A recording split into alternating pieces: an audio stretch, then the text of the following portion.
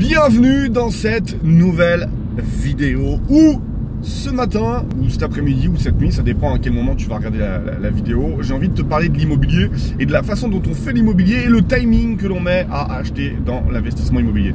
Si c'est pas déjà fait, si tu es dans le mauvais chemin, je t'invite tout de suite à rectifier en t'abonnant à la chaîne de façon à pouvoir suivre toutes les astuces que je te donne gratuitement à travers cette chaîne YouTube qui vont te permettre de pouvoir 1. Bien négocier dans l'immobilier, 2. Rester motivé, 3. Rester focus de façon à arriver jusqu'au premier loyer de ton premier locataire. Donc tu t'abonnes, tu likes la vidéo, tu sais pas ce que ça va donner encore, mais en prévision tu donnes la chance au produit. Et en 3, tu actives la petite cloche qui va te permettre d'être au courant avant tout le monde. Et c'est ce qu'on veut dans l'immobilier, être au courant avant tout le monde. Je veux revenir sur cette notion de timing parce que souvent je vois dans les réseaux sociaux la course à celui qui ira le plus vite possible. Ouais, moi j'ai acheté un bien, moi j'en ai acheté 2, moi je suis en train d'en acheter 5, mais en même temps j'en ai mis 3 en route. Ouais, mais t'as pas compris, moi je suis en train d'acheter une maison, je la divise. Bref, c'est la course. Et c'est à celui qui ira le plus vite. Celui qui ira le plus vite, moi je l'ai fait. Je l'ai fait à l'époque où j'étais encore en études et tout le monde était encore à l'école avec moi. Et j'avais un camarade, je me rappelle à l'époque, il s'appelait Mathieu. Et le mec il était à côté de moi et sa priorité, lui, c'était de savoir quelle allait être la couleur de sa future trousse, tu vois, l'année prochaine. Il voulait reprendre en septembre l'école, c'était école. Le mec il allait jamais s'arrêter. Aujourd'hui, j'ai 37 ans, je pense qu'il est encore à l'école, le mec. Tu vois, il voulait un agenda, il voulait une trousse, il voulait, voilà, c'était son kiff. Et moi, à cette époque-là, je pensais déjà immobilier et je voulais déjà faire la course avec des mecs qui avaient 40 ans, 50 ans, 60 ans. Et j'avais toujours l'impression d'être en retard sur mes objectifs, en retard sur ma façon d'investir, en retard sur ma façon de travailler. Bref, j'étais tout le temps en retard. C'est plus qu'à un moment donné, j'ai même demandé à ma mère si j'étais pas né en retard, tu vois, pour donner un petit peu l'idée. Et à l'époque, je confondais vitesse et précipitation. En fait, l'idée pour moi, c'était d'aller le plus vite possible, quitte à tomber. Parce que c'est ce qui s'est passé après. Parce que clairement, dans l'immobilier, il y a une inertie, c'est-à-dire qu'il y a un temps qui est incompressible.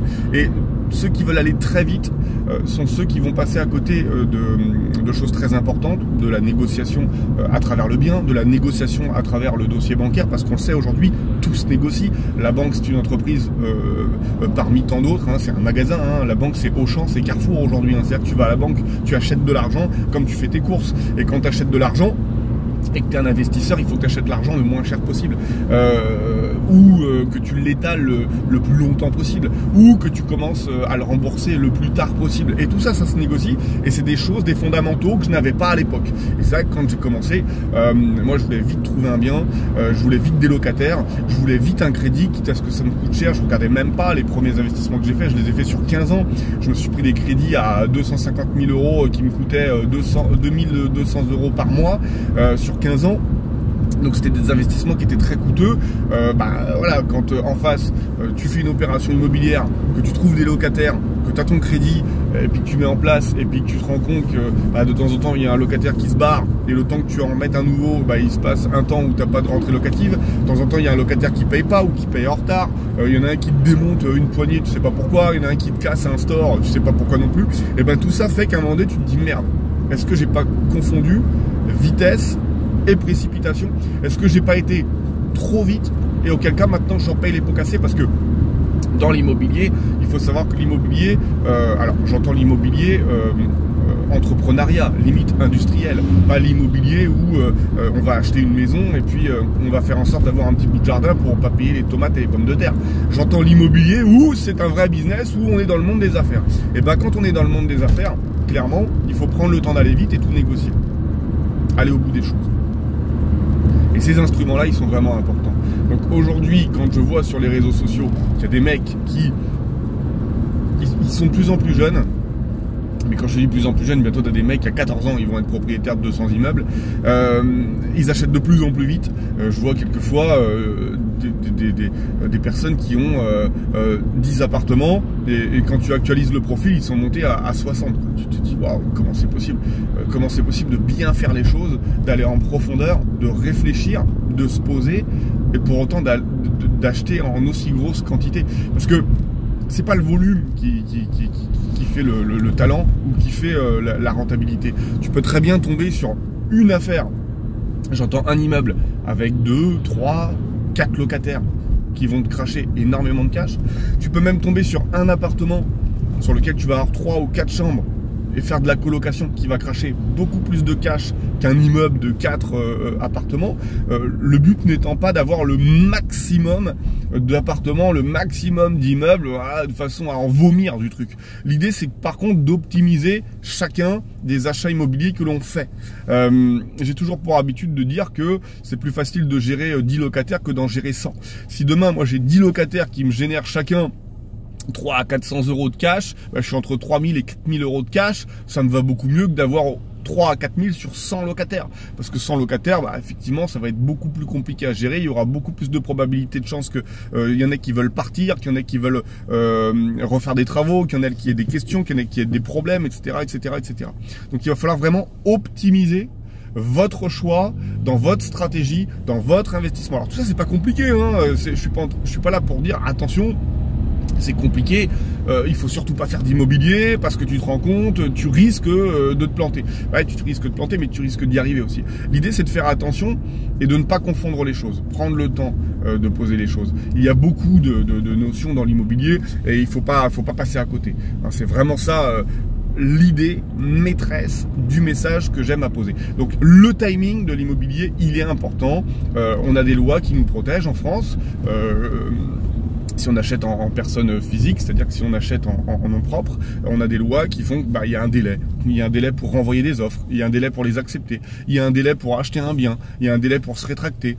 Tout ça, c'est fait pour protéger l'acheteur de façon à ce qu'on fasse pas de bêtises. Parce que les bêtises arrivent très souvent. On veut faire comme le petit copain. Ouais, bah lui, il a acheté, il fait de la coloc, et pourquoi moi pourquoi pas moi? Je vois aujourd'hui des personnes qui ont 19 ans, 20 ans, 25 ans, et qui se rendent compte qu'en 3 mois, il y en a un qui a acheté un appartement. Alors du coup, bon, on va acheter ce qu'il y a sur le marché parce qu'il y en a un qui l'a acheté. Prenez le temps de faire les choses. C'est pas parce qu'il y a eu une occasion qui a été faite par un de vos camarades que vous devez absolument aussi faire une affaire de votre côté. Tout se pense, tout se régit. Clairement, allez-y à votre rythme. C'est comme si demain vous vouliez faire un marathon, vous allez partir avec un mec qui a des capacités meilleures que les vôtres, et il va progresser plus vite. Après le timing, la deuxième chose, deuxième argument, c'est de vous dire que ce qui paye, c'est la motivation dans le temps. C'est-à-dire que vouloir aller très vite, être très motivé pendant 1 mois ou 2 et tout donner et faire des recherches tous les jours et des visites et des propositions et d'un seul coup tout stopper parce qu'on n'est plus motivé et on veut faire autre chose, ça sera pas payant. Ce qui fonctionne, c'est la durée. Ça, c'est dans beaucoup de domaines, mais surtout dans l'immobilier. Si tu te passionnes à l'immobilier et que tu te donnes le temps du temps et que tu te dis ok, moi je cherche à ce que le marché me donne un produit rentable à hauteur de 10% pour mon investissement à 100 000 euros parce que je veux 1000 euros de rentrée locative et je veux un cash d'au moins 200, 250, 300 euros par mois. Si tu attends ce produit, donne-toi le temps au temps. Ce produit finira par arriver. À toi, par contre, de faire en sorte d'être motivé pour chaque jour ou tous les 2 jours, aller voir ce qui se passe dans les agences immobilières, sur le terrain, sur internet, de façon à pouvoir trouver ce produit. C'est nécessaire de rester motivé dans la durée. Je reprends mon exemple du mec qui veut faire le marathon. Si tu t'entraînes comme un malade pendant 2 mois, tous les jours, sur la base de la réussite d'un marathon en moins de 3 heures, il se peut qu'au bout de 2 mois, alors que tu avais un potentiel à 4 heures, tu as réussi à avoir un potentiel en 3h40. Par contre, si tu arrêtes du tout au tout, c'est terminé. Tu gagneras plus aucune seconde ou aucune minute. Alors que si tu vas crescendo tranquillement mais que tu restes motivé, il est possible qu'au bout de 2 ans, tu arrives à faire ton marathon en 3 heures qui était ton objectif auparavant, mais simplement parce que tu as pris le temps de faire les choses. Alors je sais, tu vas me dire, ouais mais Laurent, c'est chiant, c'est chiant parce que c'est long. Et je te comprends, c'est long. Moi-même qui aujourd'hui a pas mal d'immobilier, quand je veux une nouvelle affaire, je trouve que c'est toujours long. Les gens ne rappellent pas, il faut toujours être derrière. On a l'impression d'être sur une affaire, on visite, c'est pas une affaire. Alors ça te bouffe de l'intérieur, tu te dis mais putain, mais quand est-ce que je vais le sortir le truc? J'ai envie, mais malheureusement c'est pas parce que tu as envie que du coup tu déclenches l'affaire. Et ce serait trop beau pour être vrai. T'imagines si demain, moi, j'avais envie d'être un nageur meilleur que le champion olympique, j'ai envie. Alors du coup, je le suis. Il va falloir que je m'entraîne beaucoup de temps. Et en plus, quand on parle d'une condition physique, il est possible que j'y arrive jamais. Alors que dans l'immobilier, à un moment donné, si tu es motivé, si tu es focus et si tu y vas dans le temps et que tu réfléchis et que tu prends le temps et qu'en plus tu es entouré, ça fait beaucoup de paramètres, mais c'est ce qu'il faut, c'est le minimum, c'est obligatoire que tu y arrives. Il n'y a pas d'autre possibilité parce que avant que je sois sur cette terre, des gens gagnaient de l'argent dans l'immobilier. Au moment où je te parle, je gagne de l'argent sur l'immobilier. Il y a plein de gens qui gagnent de l'argent dans l'immobilier. Et quand je serai plus sur cette terre, et toi non plus, il y a encore des gens qui gagneront de l'argent dans l'immobilier. Donc c'est un marché qui est pour moi intarissable. Alors certes, on passe des crises, et ces phases de crise, si tu es un investisseur, tu sais qu'elles sont très intéressantes. Souvent j'entends ouais mais attends, t'investis dans l'immobilier, t'as pas peur un crash dans l'immobilier si l'immobilier s'effondre. Moi ça me va. Aujourd'hui je suis propriétaire des immeubles que j'achète. Ça veut dire que j'ai, pour certains qui ne sont pas encore payés, j'ai l'argent pour pouvoir les payer. Ça veut dire que si demain, il y a une crise immobilière, les prix s'effondrent. Aujourd'hui, quand les prix s'effondrent, t'achètes de plus en plus. En fait, une crise, c'est la possibilité et on te permet de pouvoir acheter des immeubles ou des appartements moins chers que le prix du marché. Donc, t'achètes. Une fois que la crise elle est terminée, parce que je te le dis encore une fois, c'est cyclique. Si tu prends les 100 dernières années, tu te rends compte de ce qui se passe. Une fois que tu as acheté, tu laisses l'immobilier remonter. En fait, tu as juste acheté un bien qui valait 200 000, tu l'as acheté 130 et au bout de 10 ans, il est revenu à 200. Voire il est passé à 210 ou à 220. Et c'est encore toi qui as fait l'affaire. Il faut vraiment être patient. Dans l'immobilier, soyez patient. Dites-vous que tout ce qui valait 200 revient toujours à 200 si ça prend une claque à un moment donné. Et quand on prend dans le temps, que ce soit la bourse ou que ce soit l'immobilier, on se rend compte que ça fait que monter. Ça fait que monter. Et souvent j'entends également ouais mais Laurent, attends, les grands gagnants de l'histoire sont les gens qui ont acheté à Paris il y a 40 ans, à Nice il y a 40 ans, à Marseille il y a 40 ans, parce qu'aujourd'hui ils ont fait x10, x20 sur leurs investissements. J'ai envie de te dire oui, c'est vrai. Donc si tu achètes maintenant, dans 40 ans, qu'est-ce qui va se passer? Il y a 40 ans, les mecs, ils étaient à la situation où tu es aujourd'hui. C'est-à-dire qu'ils avaient le même pouvoir d'achat que ce que tu as aujourd'hui. À l'époque, s'ils gagnaient, je dis une bêtise, 15 000 francs par mois, ils avaient de quoi s'acheter un bien à 150 000 francs. Si aujourd'hui, toi, tu gagnes 1500 € par mois, tu as de quoi t'acheter un bien à 150 000 €. C'est qu'une question d'échelle, c'est qu'une question de pouvoir d'achat. Et le bien que t'achetais 150 000 francs à l'époque, aujourd'hui, il en vaut 500 ou 600 000. Et le bien que t'achètes 150 000 € aujourd'hui, dans 40 ans, il en vaudra peut-être 200 ou 300 000. Et le mec qui va te voir dans 40 ans avec ta canne, là, tu vas arriver avec tous tes terrains, tes baraques, tes immeubles, il va dire putain mais t'as de la chance. Putain, mais il y a 40 ans, on faisait des affaires. Et moi, aujourd'hui, c'est compliqué. Et là, tu pourras lui répondre, c'était compliqué pour moi aussi à l'époque, tu vois. C'était compliqué aussi pour moi à l'époque parce que j'avais mes problèmes. Il y avait le prix, il y avait le coût de la vie qui était différent de celui d'aujourd'hui, je te l'accorde. Mais c'était moins cher, mais on gagnait moins d'argent. Donc, clairement, on était sur la même échelle. Donc, ne vous braquez pas là-dessus. Vivez dans votre temps. Les affaires qui ont été faites il y a 40 ans, c'était des affaires avec tout ce que ça impliquait il y a 40 ans.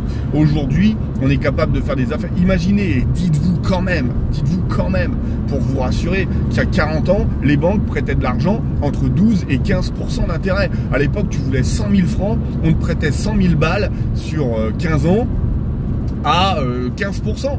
C'était complètement ouf. Aujourd'hui, on te prête 100 000 € à 1%. Je te fais la vidéo, on est en avril 2019. En avril 2019, on te propose de l'argent à 1%. On parle même pour juin 2019 de proposer de l'argent sur 20 ans à, je fais attention à mon GPS, on te propose de l'argent en juin 2019 à 0,8. C'est-à-dire que tu pourras emprunter à moins d'1% sur 20 ans.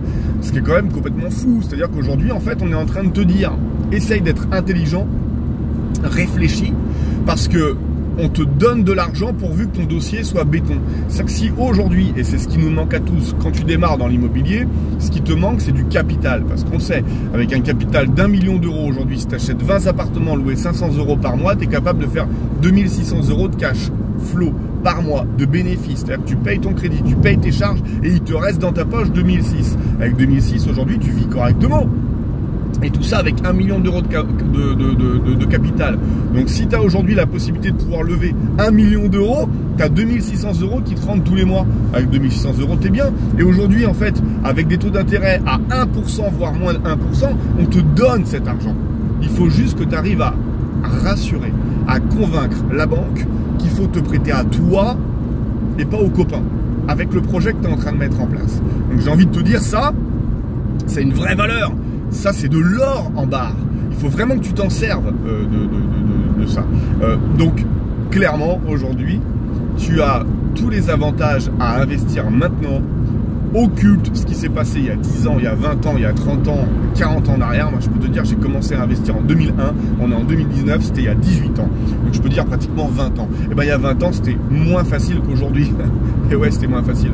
En 2009, 2007, 2008, 2009, 2010, c'était la crise. On a pu acheter des biens moins chers que ce qu'ils valent. C'est-à-dire que tu achetais le bien que tu as acheté en 2007, aujourd'hui il vaut au moins 20% de plus. Au moins, tu achetais à 500 000, aujourd'hui ton bien il vaut 600 000. Sans que tu aies rien eu à faire, uniquement parce que tu as acheté moins cher que le marché et le marché a retrouvé son rythme de croisière. Alors peut-être tu auras une crise dans un an, dans 5 ans, dans 10 ans, moi je m'en fous. Et tu dois t'en foutre parce que plus il y a des crises, moins le prix de l'immobilier est cher, et plus tu peux acheter, et plus tu fais des affaires, et derrière, plus tu vas pouvoir trouver des locataires qui vont payer. Voilà, j'espère que cette vidéo, j'espère que tu as apprécié. Si tu veux passer à l'action, je te mets un lien juste en bas sur la formation de Mocash. C'est une formation que j'ai créée qui va te permettre de pouvoir investir dans ton premier bien immobilier, ou si tu es bloqué au troisième, pouvoir trouver des parades pour pouvoir acheter un quatrième ou un cinquième bien, et que la banque ne juge plus ton taux d'endettement mais plutôt ton reste à vivre, de façon à lui expliquer que le projet est viable et ne va pas entacher en ta qualité de vie, et rassurer la banque pour que tu puisses avoir ton crédit. Tu as d'ailleurs dans la formation Mocash un kit du dossier bancaire qui est un kit de 15 chapitres qui te permet de pouvoir monter ton dossier bancaire, aller le vendre à la banque de façon à ce que la banque te prête tout cet argent et que tu puisses très vite devenir indépendant, puisque tu puisses avoir une rente de l'immobilier chaque mois. Voilà, je te mets toutes mes actus également dans le lien juste en bas. Tu n'as plus qu'à cliquer, tu regardes tout ce qui se passe en ce moment. Tu auras forcément toutes les actus du mois d'avril, mai, juin et des mois à venir. Je te laisse découvrir tout ça. Si tu as des questions, n'hésite pas. Si tu veux avoir d'autres informations, idem, petit message dans la description et je te réponds avec grand plaisir. Voilà, j'espère que tu as kiffé cette vidéo comme moi j'ai kiffé à te la présenter. N'oublie pas le pouce tout de suite maintenant, si ce n'est pas déjà fait, tu mets le pouce pour faire plaisir. Je te souhaite une bonne après-midi et je te dis à très bientôt.